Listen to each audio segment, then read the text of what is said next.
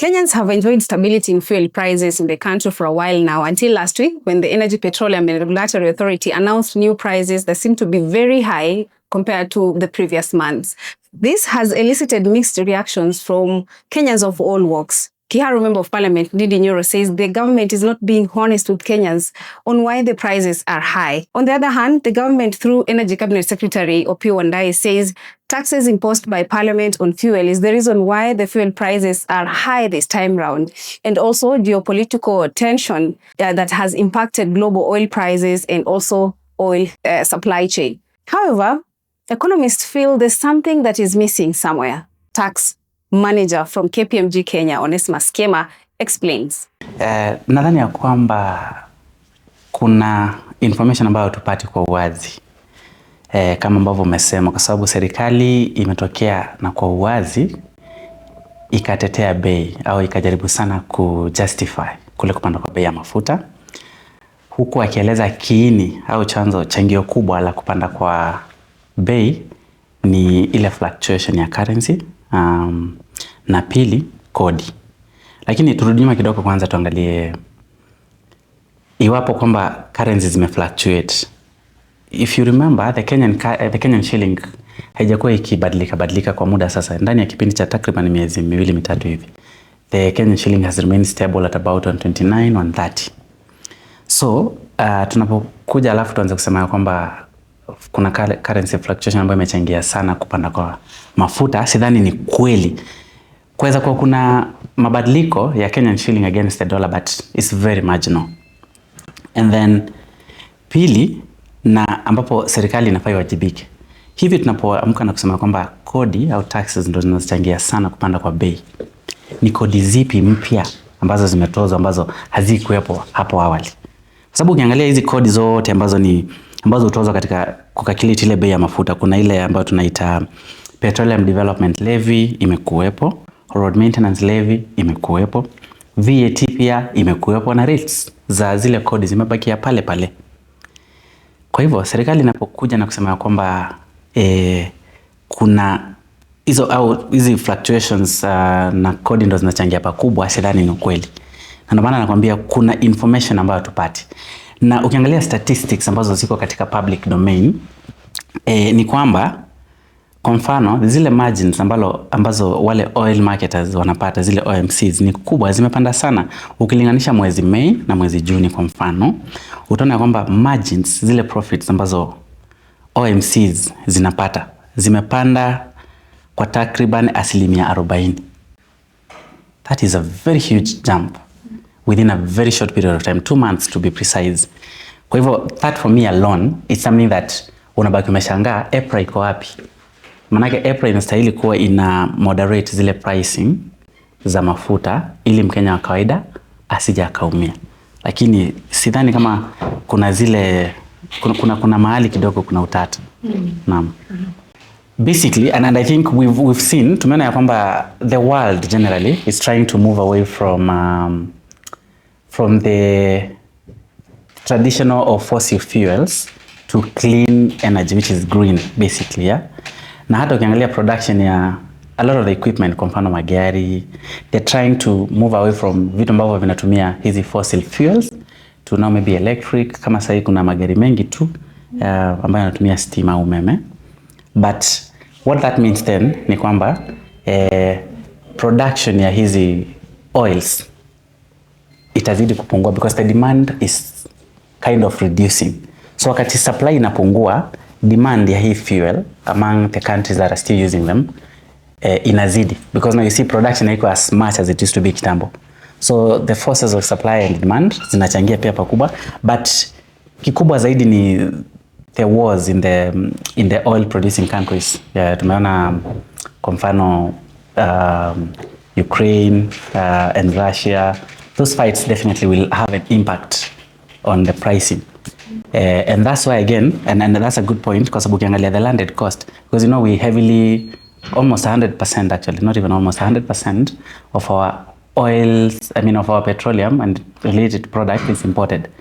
That means if there is any geopolitical tensions kule nchi za ng'ambo, basi ita impact ile price ambayo yale mafuta yanaingia. And that's why uliangalia like I saw landed cost ya petroleum kwa mfano ilipanda by 45% and ya diesel ilipanda by 27 and I think ya kerosene almost by again the same range. I think that was even the biggest one because it was about 95. So you can see the biggest contributor of why there is increase in the landed cost price is because of the geopolitical tensions that we're seeing in the oil producing countries. And then that will also impact the costs related to it, kwa mfano insurance and freight, because if the product being shipped is of a very high value, certainly the insurance for freight would also increase. Na kumbuka EPRA huwa wana consider pia, those are some of the things they consider when they are calculating the pump price. So if of course the landed cost has increased, then that will mean the insurance also has increased, and as a result there's an increase overall in the in the price of the product. Okay. Itaipeana kwa kifupi tu because unakumbuka ya kwamba I think Rais Ruto alipochukua usukani kulikuwa na malumbano kidogo ya kwamba ni kama the previous regime kulikuwa na a lot of cartels in the fuel sector, and that is exactly why probably it was perceived that the prices kept on increasing every so often, while Kenyans expected that the government should do something to maintain them. And so President Ruto, or his regime rather, came up with a G2G. So G2G basically is government to government, and the Kenyan government entered into a deal with the Gulf companies, which largely supply us with oil, to extend the credit period within which the oil marketers or importers rather would be able to pay them. So previously it used to be at 30, and 30 days is a very short period of time considering that we import oil but then pay in dollar, which would mean then importers would be scrambling for the dollar, which was scarce a few years ago, to pay for the oil.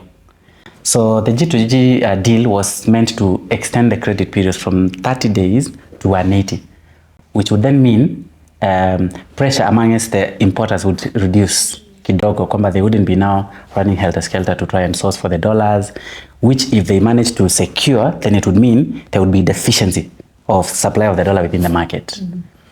And so that is what G2G really was meant to do.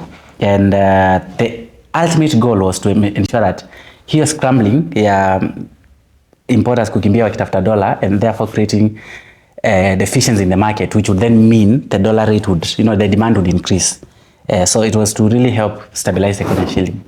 I wouldn't say it has worked as it should have done, because if it had, even now, when you listened to the Wandai speak to Parliament, he said part of the reasons why our fuel prices are increasing ni kwa sababu ya fluctuation in the Kenyan currency. So if at all that was the case, and remember again earlier nimesema EPRA huwa wana consider among other things currency fluctuations when they are calculating the pricing of the fuel pump price, which they do every month, I think on the 14th.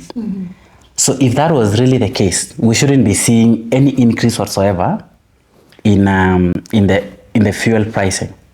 And as I said again earlier, you'll see that our Kenyan shilling has remained a bit stable for a while now, I think for over 2 months against the dollar. So if you were to come and say the reason why we're seeing increase in fuel prices is because of fluctuation in the Kenyan currency, I wouldn't say there hasn't been any fluctuations whatsoever, but we all know that it remains relatively stable at 129, 130. So then if there's any fluctuation at all, it's very marginal to cause such a huge jump, because fuel prices now at the pumping stations, at the petrol stations, has been the increase is about Kenyan shillings 9. That's a lot for an increase in currency of about 1 shilling or cents, because it's not going beyond that.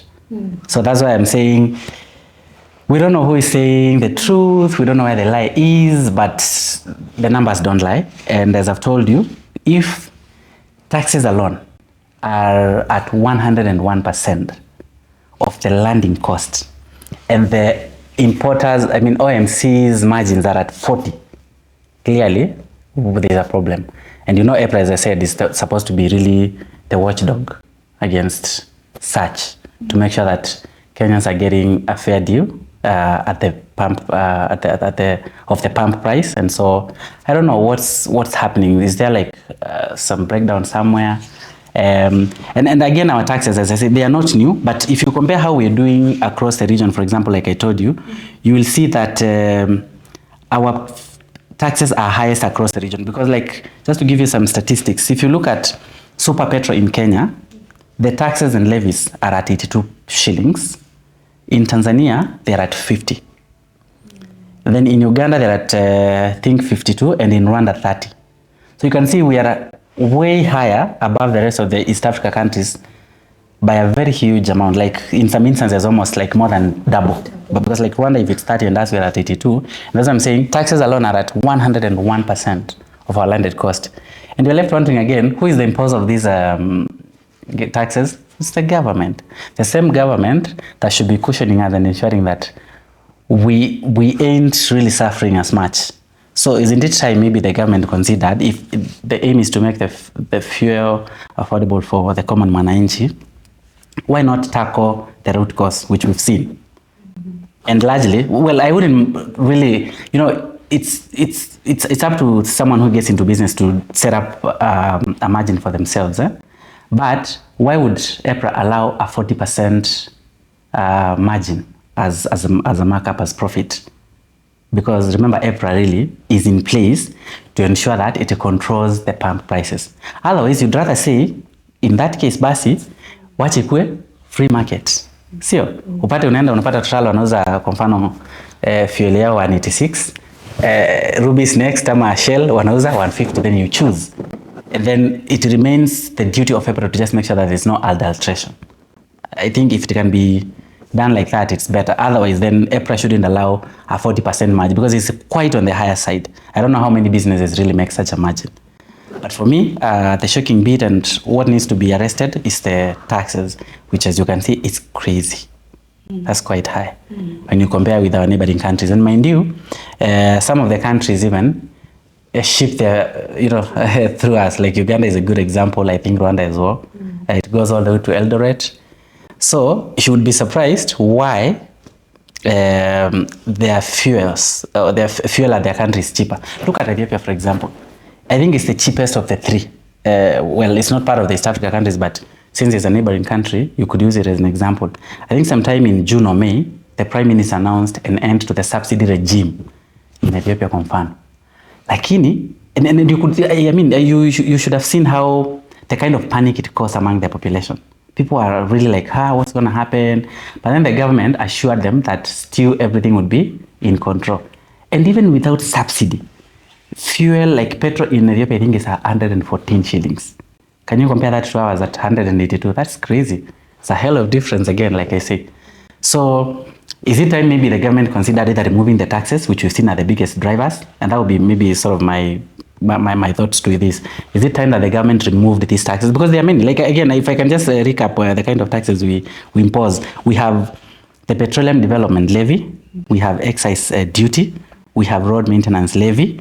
We have VAT. We have the import declaration fee. We have the anti-adulteration levy. Those are so many. Yeah. So what purpose do these have really in the end? Which you see why it's 101%, because this is a lot of levies and taxes all together. So either they remove those, or we go back to the subsidy regime. It's worked in other countries really. Well, I don't think it's, I know the government has been against it for the obvious reason that it's probably not sustainable. But then what is sustainable? Because it's either the subsidies or we remove the taxes. It may not be entirely, but like, for example, you know, there are instances even of double taxation. You know, for example, excise duty in this case is usually imposed on, is it like VAT? So you'd find no, VAT is calculated on excise tax. So that is already tax on tax. So, I mean, too many taxes, for what purpose? And who is the administrator or imposer of these taxes? The government. So the government needs to really look into what can be done. Otherwise, with the trend that we've seen that has been established in the increase in fuels in Kenya, it's going to be crazy. It means like in no time, then fuel prices will keep on skyrocketing month on month, or probably within a very short period of time. And then very few Kenyans will not be able to afford. And while we may not immediately feel the effect in the economy, it's only a question of time. Kwa mfano like sahi, and let me talk of the Wanjiku, for example. The matatu operators, they don't have any exemptions from they are not cushioned from the increase in fuel prices. And in business, yeah. So if the oil marketers, for example, are making 40%, why wouldn't the matatu operator want also to, I'm not saying they will even increase, but if they're buying fuel at 170 or 180, and now it goes to 182, they are not a charitable organization to say, we'll absorb the 2 shillings. They'll be like, okay, fine. I am used to making a margin of 40 shillings. So what I do is, if fare from point A to point B was 70, now they make it, say, 72. And you can be sure they wouldn't make it 72 because it's an odd number. So they'll probably say now it's gone to 80. And it's not, I wouldn't say it's a cartel, but again, it's if all matatus using the same route, will probably be like, okay, it's 80. If you're lucky, yeah, all of them. So unless you walk, so where does that now leave our Wanjiku? The mama mboga who uses the matatu to go get the groceries to come and sell to you. So if they used to sell you sukuma wiki, for example, at 10, kiwango fulani, it's either wapunguze au waongeze bei. Now wakipunguza, obviously what will happen? The buyers will come complaining, oh, what's happening? Your portions have reduced, blah blah blah blah. But then they will try and explain it to you. Yeah. So it will eventually, I mean, if you touch anything on within the energy sector, because it's like the driving sector. I mean, everybody needs energy in one or another. It could be electricity, it could be, you know what I mean? Like, it could be the fuel. So it impacts the entire economy. I think they've scheduled it sometime next month. Okay. The inflation, yeah, I saw because I saw the central bank report. They're speaking about this company, wanaita broad oil, because they said inflation and then that also. Yes. It's also increased. I browsed through that briefly, which again will impact. That's nakwambia, if based on the established trend, where does this leave us? And there's nothing difficult as uncertainty. And for planning purposes, you don't get salary revisions anyhow within the. So you come now, like you are used to spending, maybe say you have kids that you send to school, you've been used to paying a certain amount. And it's even when you get your tokens, if you levy or something. So the tokens unanunua zinapungua. So you really have to adjust a lot within a limited resource, which is your salary. I mean, I wish employers every time there's a fuel increase, wanasema, kumekuwa na increase in nini hata wewe kula kitu kidogo zaidi. So your salary remains the same, but then costs are changing.